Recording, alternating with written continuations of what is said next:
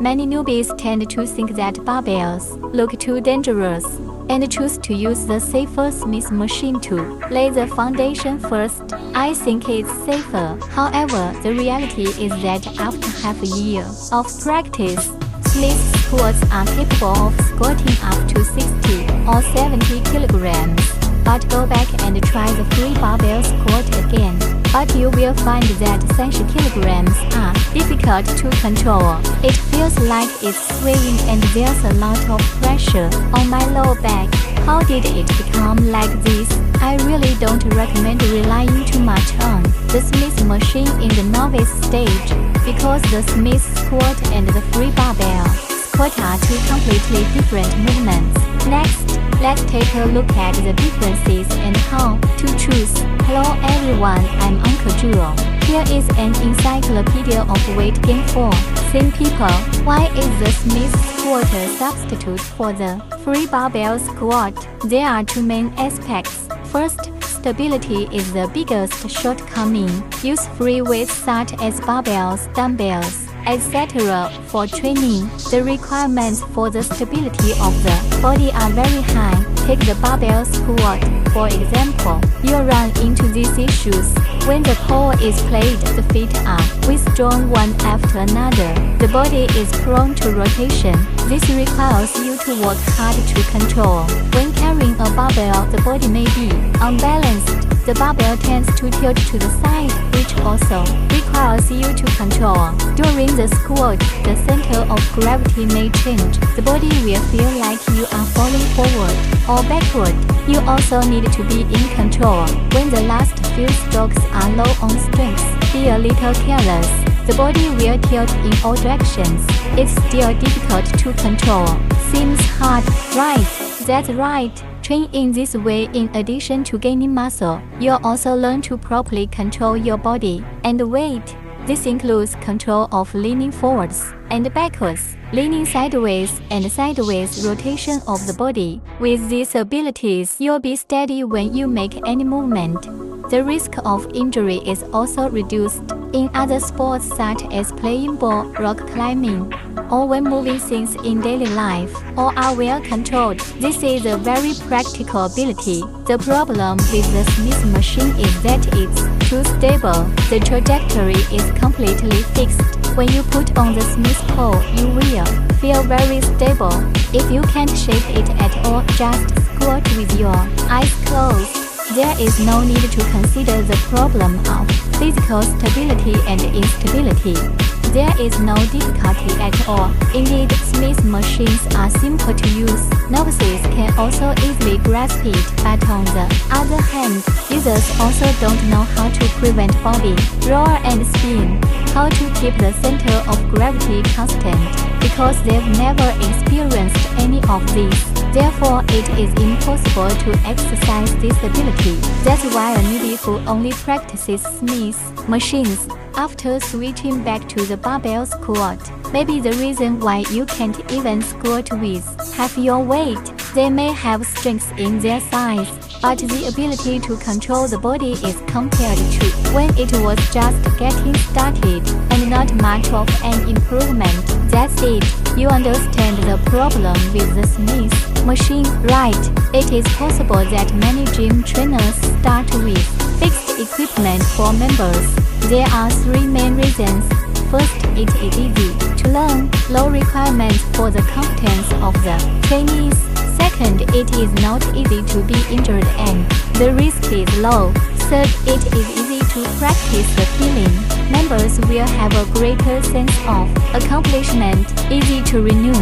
As for in the long run, how much the members themselves learned, they may not care if the development is comprehensive or not. I may offend some people by saying this, but it doesn't matter. If only you knew what was going on. I anticipate that there may be comments or grudges from classmates. Now the technology is very advanced. That kind of Smith machine has been developed. The trajectory can follow the physical activity. You won't be able to stabilize your body. I looked it up. There is indeed such a Smith machine. It has been straight up and down the track.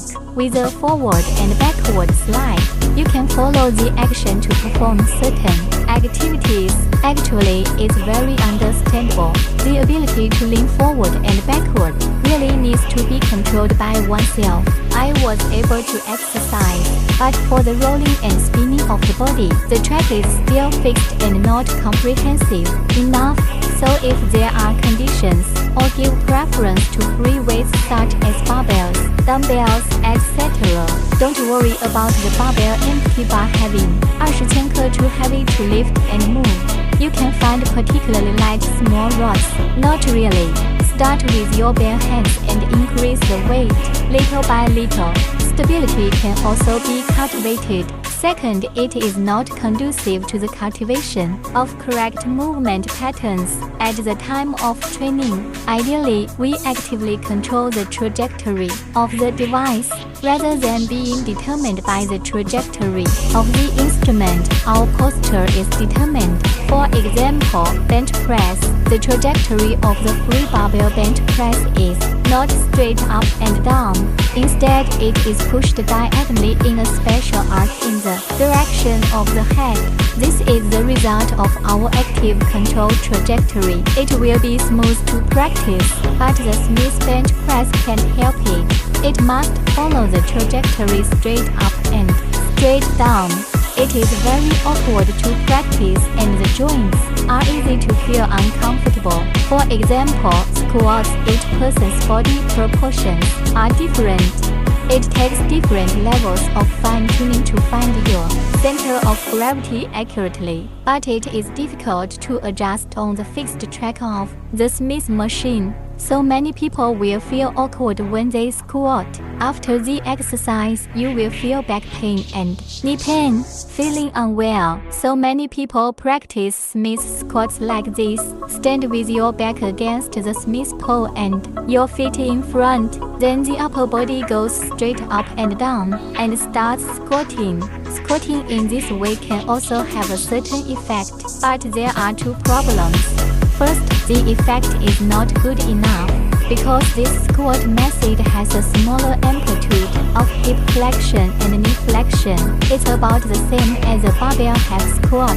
Of course, the effect is not as good as the more amplitude of the free barbell squat.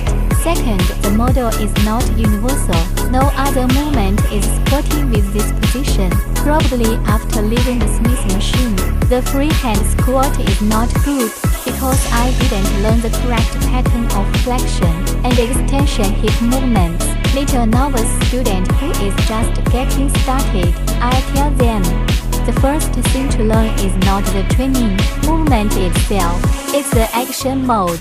Almost all of the training movements have evolved on the basis of action patterns. For example, flexion and extension hip mode. It can evolve into most of the hip and leg training movements, such as half squat, squat, forward squat, deadlift, lunge, glute bridge, etc. For example, inference pattern. It can evolve into bench press, incline bench press, arm curl, push-up, shoulder press and other training movements covering the chest, shoulders and triceps. Another example is the pull class pattern, pull-ups, rows, pull-downs, pull-backs and other exercises that cover the back and biceps can be evolved. Once the pattern is learned, the action will be done naturally.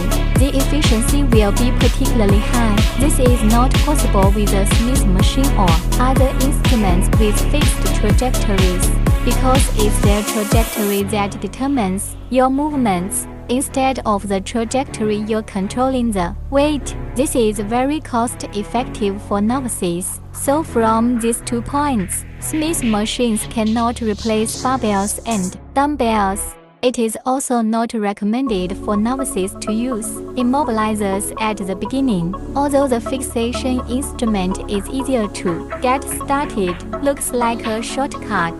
But with the growth of training experience and years, you will find that you have actually taken a long detour. Well, at the end of the video, I'm going to have to say a couple of nice things about Smith, otherwise you will be killed. Is the Smith machine really good for nothing?